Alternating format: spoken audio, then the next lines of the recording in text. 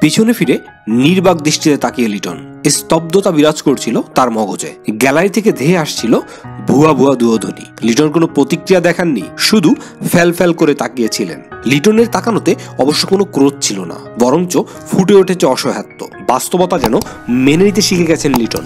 দর্শক অসম্মান করলে একজন ক্রিকেটারের কি বা করার থাকে। চলতি বিপিএলে গেল বৃহস্পতিবারের চিত্র ছিল এটি। ফরচুন বরিশাল বনাম ঢাকা ক্যাপিটালসের ম্যাচ। বাউন্ডারি লাইনে ফিল্ডিং করছিলেন লিটন। পেছনে থাকা গ্যালারির সমর্থকদের একটি অংশ সমস্বরে তাকে ভুয়া ভুয়া দুয়োধ্বনি দিচ্ছিলেন। একবার দুবার নয়, বেশ লম্বা সময় ধরে লাগাতার ভাবে। এক ম্যাচ আগে যে লিটন দাস বিপিএল এর রেকর্ড বুক ভেঙে করেছেন খান খান, 55 বলে 125 রানের ইনিংস খেলে ভক্তদের করেছিলেন বিমোহিত, সেই লিটনকে কিনা এক ম্যাচ পরেই শুনতে হচ্ছে দুয়োধ্বনি। অবশ্য টেলিভিশন ক্যামেরায় এই ঘটনা দেখা যায়নি, তবে সামাজিক যোগাযোগ মাধ্যমে কেউ ভিডিওটি পোস্ট করায় সেটি ব্যাপকভাবে ছড়িয়ে পড়ে।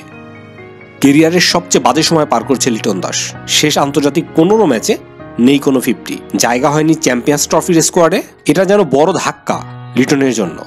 এমন খারাপ সময় দর্শকদের সমর্থনই আশা করেন সবাই, সেটা তো পানিনি, উল্টো দর্শকদের কাছে শুনতে হয়েছে দুয়োধ্বনি। এমন অনাকাঙ্ক্ষিত ঘটনার পর সোশ্যাল মিডিয়াতে ক্রিকেট প্রেমী, ভক্ত সমর্থক ও নিজ দল ঢাকা ক্যাপিটালসকে পাশে পেয়েছে লিটন দাস। একজন ক্রিকেটারের কাছে খেলাটা প্যাশন ও প্রফেশন দুটোই। ক্রিকেটাররা দেশের জার্সি গায়ে চেষ্টা করেন নিজের সামর্থ্যের সর্বোচ্চ প্রমাণ রাখতে। তাদেরও আছে ব্যক্তিগত জীবন, পছন্দ অপছন্দ, তাই সমর্থকদের এই ধরনের আচরণ কখনোই কাম্য নয়। লিটন দাস ফিরুক নিজের সেই চিরচেনা রূপে। আদিম উন্মাদনায় মাতি আমরা। লিটন দাসের জন্য অনেক অনেক শুভকামনা। ভিডিওটি ভালো লাগলে আমাদের এই নতুন ইউটিউব চ্যানেলটিকে সাবস্ক্রাইব করতে ভুলবেন না। আহমেদ আমান, দ্য ক্রিক টাইমস।